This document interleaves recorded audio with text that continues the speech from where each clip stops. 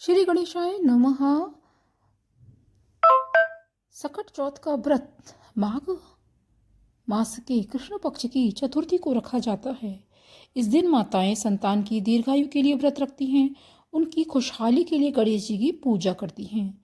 इस साल यह व्रत 29 जनवरी को रखा जाएगा।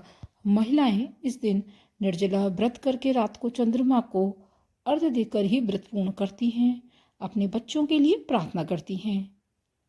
बिहार और पूर्वी उत्तर प्रदेश में इस व्रत को तिलवा तिलकुटा भी कहा जाता है। तो अब हम जान लेते हैं कि सकट चौथ का शुभ मुहूर्त, महत्व और पूजा विधि। हिंदू पंचांग के अनुसार माघ मास की सकट चौथ का शुभ आरंभ 29 जनवरी को सुबह 6:10 से हो जाएगा। इसका समापन 30 जनवरी को सुबह 8:54 पर होगा। इसलिए उदय तिथि के अनुसार यह व्रत 29 जनवरी को ही रखा जाएगा। सकट चौथ के दिन यह गणेश जी की पूजा की जाती है। सकट चौथ संकटों को दूर करने वाली गणेश चतुर्थी कहलाती है। इस दिन व्रत रखने से विघ्नहर्ता और संकटों को दूर करने वाले भगवान गणेश जी की पूजा की जाती है। गणेश जी को प्रसन्न किया जाता है और आपके सभी संकटों को गणेश जी दूर करते हैं। इस दिन व्रत करने वाली महिलाओं के लिए पूजा में व्रत कथा करने का सर्वाधिक महत्व है। इस कथा का पाठ करने के बाद ही व्रत पूर्ण माना जाता है। सकट चौथ की व्रत विधि। सकट चौथ के दिन महिलाएं सुबह स्नान के बाद निर्जला व्रत रखती हैं। चंद्र दर्शन के बाद व्रत तोड़ती हैं। कुछ जगह महिलाएं इस दिन कुछ भी नहीं खाती हैं। वहीं कुछ स्थानों पर महिलाएं व्रत तोड़ने के बाद खिचड़ी, मूंगफली और फलाहार करती हैं। इस दिन शकरकंद खाने का सर्वाधिक महत्व है। इस व्रत में काले तिल और गुड़ से बने गणेश का भोग गणेश जी को लगाया जाता है। उन चावल का बना आटा भी चढ़ाया जाता है।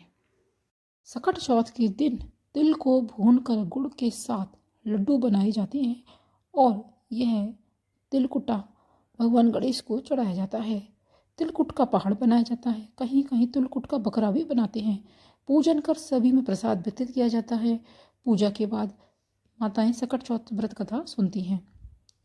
सकट चौथ व्रत में बिना व्रत कथा सुने या पढ़े व्रत का फल नहीं मिलता। ज्योतिषीय विद्वानों के अनुसार सकट चौथ का व्रत बिना कथा के अधूरा माना जाता है। इस व्रत को लेकर कई कहानियां हैं, जिनमें बुढ़िया माई की कहानी, भगवान गणेश से जुड़ी कथा और माता पार्वती और भगवान शंकर से जुड़ी कहानियां हैं। सकट चौथ व्रत कथा इस प्रकार है। किसी नगर में एक कुम्हार रहता था। एक बार जब उसने बर्तन बनाकर आवा लगाया तो आवा नहीं पका। परेशान होकर वह राजा के पास गया और बोला कि महाराज, ना जाने क्या कारण है कि आवा पक ही नहीं रहा है। राजा ने राज पंडित को बुलाकर कारण पूछा। राज पंडित ने कहा, हर बार आवा लगाते समय एक बच्चे की बलि देने से आवा पक जाएगा। राजा का आदेश हो गया। बलि भी आरंभ हो गई। जिस परिवार की बारी आती वह अपने बच्चों में से एक बच्चा बलि के लिए भेज देता। इस तरह कुछ दिनों बाद एक बुढ़िया के लड़के की बारी आई। बुढ़िया के एक ही बेटा था, तब उसके वही जीवन का सहारा था। पर राजा की आज्ञा थी तो वो कुछ देख नहीं सकती। दुखी बुढ़िया सोचने लगी, मेरा एक ही बेटा है, वह भी सकट के दिन मुझसे जुदा हो जाएगा। तभी उसको एक उपाय सूझा। उसने लड़के को सकट की सुपारी और दूब का बीड़ा देकर कहा, भगवान का नाम लेकर आवा में बैठ जाना, सकट माता तेरी रक्षा करेगी। सकट के दिन बालक आवा में बिठा दिया गया और बुढ़िया सकट माता के सामने बैठकर पूजा प्रार्थना करने लगी। पहले तो आवा कई दिन लग जाते थे आवा को पकने में, पर इस बार सकट माता की कृपा से एक ही रात में आवा पक गया। सवेरे कुम्हार ने देखा तो वह हैरानी हो गया। आवा पक गया था और बुढ़िया का बेटा जीवित और सुरक्षित निकल आया। सकट माता की कृपा से नगर के अन्य बालक भी जीवित उठे। यह देख नगरवासियों ने माता सकट की महिमा को स्वीकार कर लिया और तब से आज तक सकट माता की पूजा व्रत का विधान चला आ रहा है। सकट चौथ की दूसरी कथा। एक बुढ़िया थी, वह बहुत ही गरीब और दृष्टिहीन थी। उसके एक बेटा और बहू थे। वह बुढ़िया सदैव गणेश जी की पूजा किया करती। एक दिन गणेश जी प्रकट होकर उस बुढ़िया से बोले, बुढ़िया माँ, तू जो चाहे सो मांग ले। बुढ़िया बोली, मुझे तो मांगना नहीं आता, कैसे और क्या मांगूं। तब गणेश जी बोले, अपने बेटे बहू से पूछ कर मांग ले। तब बुढ़िया ने अपने बेटे बहू से कहा। तो गणेश जी कहते हैं, तू कुछ मांग ले, बता मैं क्या मांगूं। पुत्र ने कहा, माँ तू धन मांग ले। बहू ने पूछा तो बहू ने कहा, नाती मांग ले। तब बुढ़िया ने सोचा, ये तो अपने अपने मतलब की बात कह रही हैं। अतः उस बुढ़िया ने पड़ोसियों से पूछा तो उन्होंने कहा, बुढ़िया तू तो थोड़े दिन जिएगी, क्यों तू धन मांगे और क्यों नाती मांगे। तू तो अपनी आंखों की रोशनी मांग ले, जिससे तेरी जिंदगी आराम से कट जाए।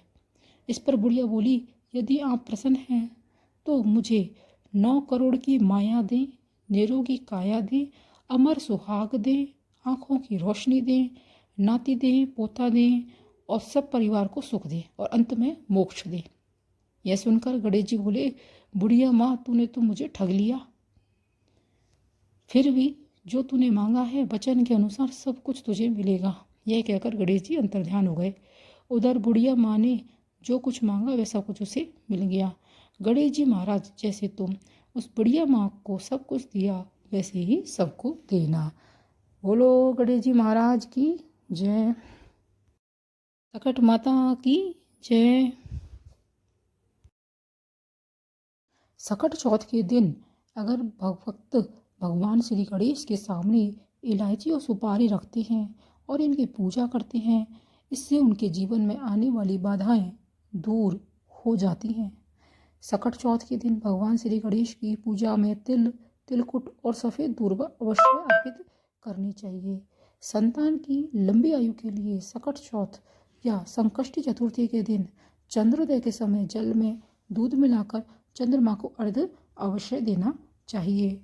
सकट चौथ के दिन चंद्रोदय के कुछ समय पहले भगवान गणेश की पूजा कर 108 बार गणेश बीज मंत्र का जाप करें। इससे भक्त के जीवन में आने वाली सभी संकट दूर हो जाते हैं। इस तरह से आप सकट चौथ की पूजा कर सकते हैं। अगर आपको यह वीडियो पसंद आया है तो इस वीडियो को लाइक कीजिएगा, शेयर कीजिएगा, कमेंट बॉक्स में कमेंट जरूर कीजिएगा। साथ में चैनल पर अगर नए आए हैं तो चैनल को सब्सक्राइब करना ना भूलिएगा। मिलते हैं अगले वीडियो में। धन्यवाद।